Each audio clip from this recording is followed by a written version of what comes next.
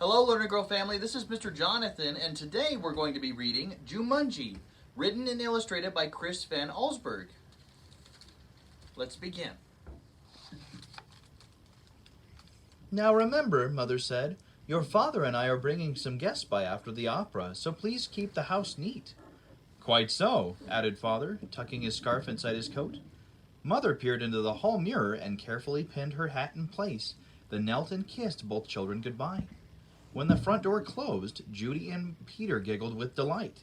They took all the toys out of their toy chest and made a terrible mess. But their laughter slowly turned to silence, till finally Peter slouched into a chair. You know what, he said. I'm really bored. Me too, sighed Judy. Why don't we go outside and play?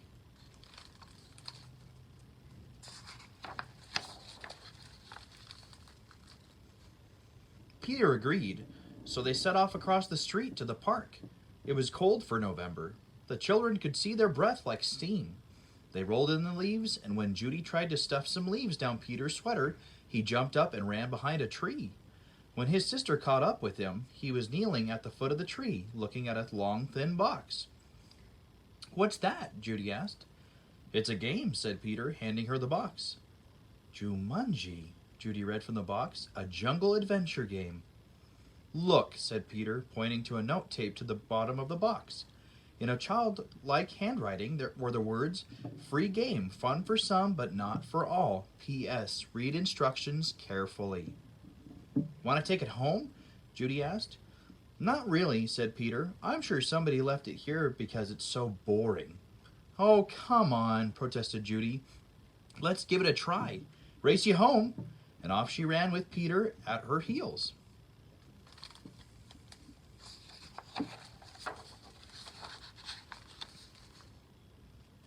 At home, the children spread the game out on a card table. It looked very much like the games they already had.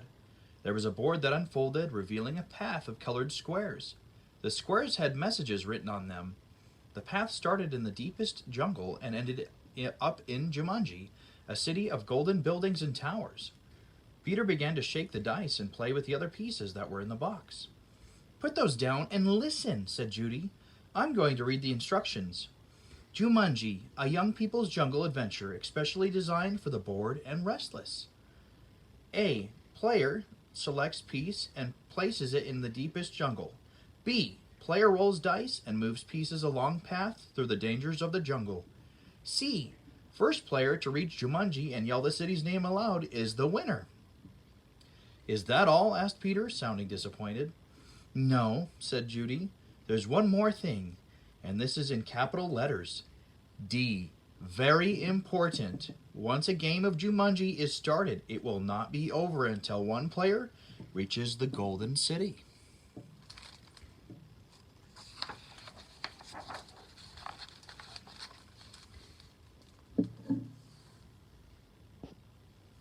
Oh, big deal, said Peter, who gave a bored yawn. Here, said Judy, handing her brother the dice. You go first. Peter casually dropped the dice from his hand. 7, said Judy. Peter moved his piece to the 7th square. Lion attacks, move back 2 spaces, read Judy. Gosh, how exciting, said Peter in a very unexcited voice. As he reached for his piece, he looked up at his sister. She had a look of absolute horror on her face. Peter, she whispered, turn around very, very slowly. The boy turned in his chair. He couldn't believe his eyes. Lying on the piano was a lion, staring at Peter and licking his lips.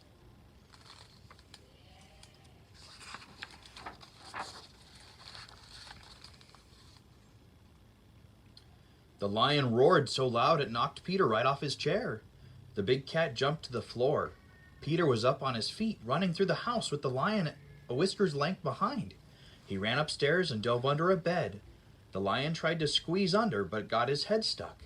Peter scrambled out, ran from the bedroom, and slammed the door behind him. He stood in the hall with Judy, gasping for breath.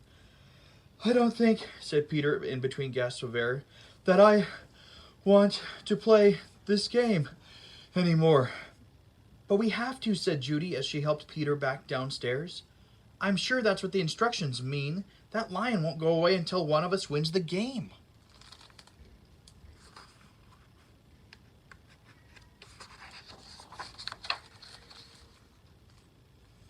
Peter stood next to the card table. "Can't we just call the zoo and have him taken away?" From upstairs came the noises of growling and clawing at the bedroom door. "Or maybe we could wait till Father comes home?"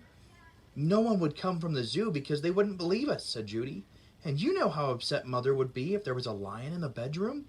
We started this game, and now we have to finish it." Peter looked down at the game board. What if Judy rolled a 7? Then there'd be 2 lions. For an instant, Peter thought he was going to cry. Then he sat firmly in his chair and said, "Let's play."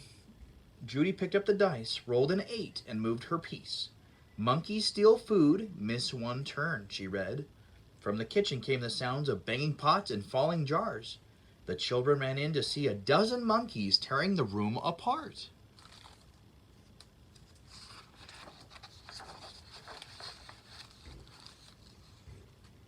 "Oh boy," said Peter, "this would upset Mother even more than the lion."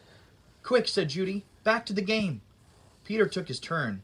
Thank heavens, he landed on a blank space. He rolled again. "Monsoon season begins, lose 1 turn." Little raindrops began to fall in the living room. Then a roll of thunder shook the walls and scared the monkeys out of the kitchen. The rain began to fall in buckets as Judy took the dice.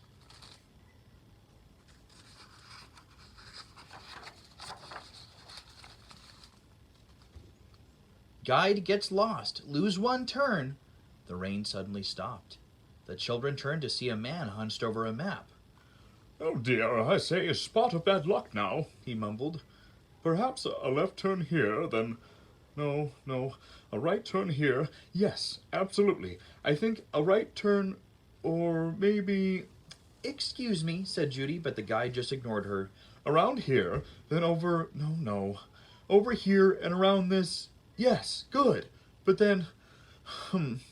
Judy shrugged her shoulders and handed the dice to Peter.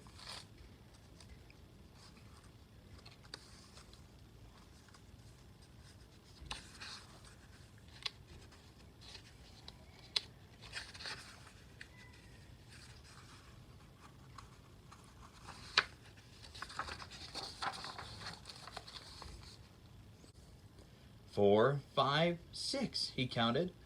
"Bitten by tsetse fly, contract sleeping sickness, lose 1 turn." Judy heard a faint buzzing noise and watched a small insect land on Peter's nose. Peter lifted his hand to brush the bug away, but then stopped, gave a tremendous yawn, and fell sound asleep, his head on the table. "Peter! Peter! Wake up!" cried Judy, but it was no use. She grabbed the dice and moved to a blank. She rolled again and waited in amazement. "Rhinoceros stampede, go back 2 spaces." As fast as he had fallen asleep, Peter awoke. Together they listened to a rumble in the hallway. It grew louder and louder. Suddenly, a herd of rhinos charged through the living room and into the dining room, crushing all the furniture in their path. Peter and Judy covered their ears as sounds of splintering wood and breaking china filled the house.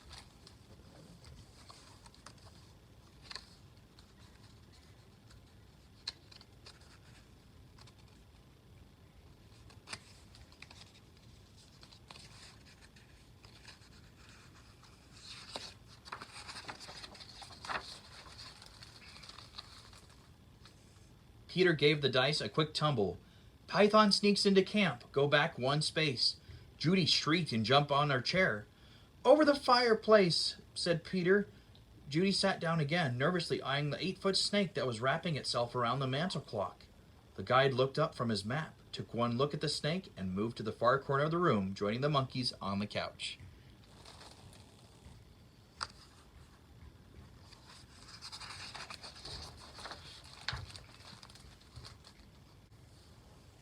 Judy took her turn and landed on a blank space.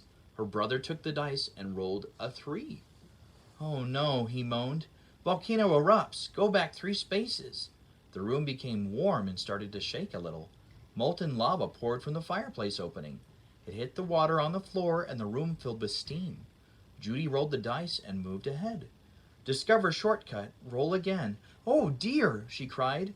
Judy saw the snake unwrapping himself from the clock. "If you roll a 12, you can get out of the jungle," said Peter. "Please, please," Judy begged as she shook the dice. The snake was wriggling his way to the floor. She dropped the dice from her hand.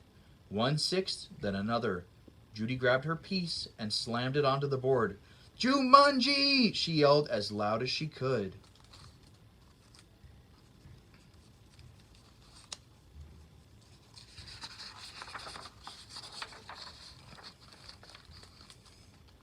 The steam in the room became thicker and thicker. Judy could not even see Peter across the table. Then, as if all the doors and windows had opened, a cool breeze cleared the steam from the room. Everything was just as it had been before the game. No monkeys, no guide, no water, no broken furniture, no snake, no lion roaring upstairs, no rhinos. Without saying a word to each other, Peter and Judy threw the game in its box. They bolted out the door, ran across the street to the park, and dropped the game under a tree. Back home, they quickly put all their toys away. But both children were too excited to sit quietly, so Peter took out a picture puzzle. As they fit the pieces together, their excitement slowly turned to relief, and then exhaustion. With the puzzle half done, Peter and Judy fell sound asleep on the sofa.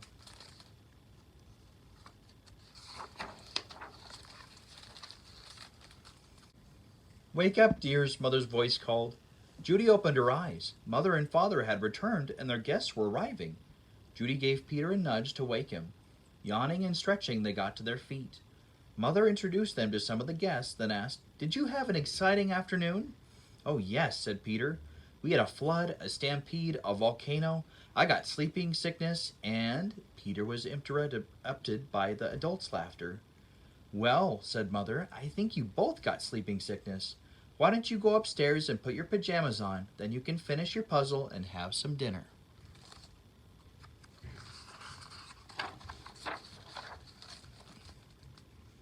When Peter and Judy came back downstairs, they found that Father had moved the puzzle into the den. While the children were working on it, one of the guests, Mrs. Budwig, brought them a tray of food. "Such a hard puzzle," she said to the children. "Daniel and Walter are always starting puzzles and never finishing them." Daniel and Walter were Mrs. Budwig's sons. They never read instructions either. "Oh, well," said Mrs. Budwig, turning to rejoin the guests. "I guess they'll learn." Both children answered, "I hope so," but they weren't looking at Mrs. Budwig. They were looking out the window. 2 boys were running through the park. It was Danny and Walter Budwig, and Danny had a long, thin box under his arm.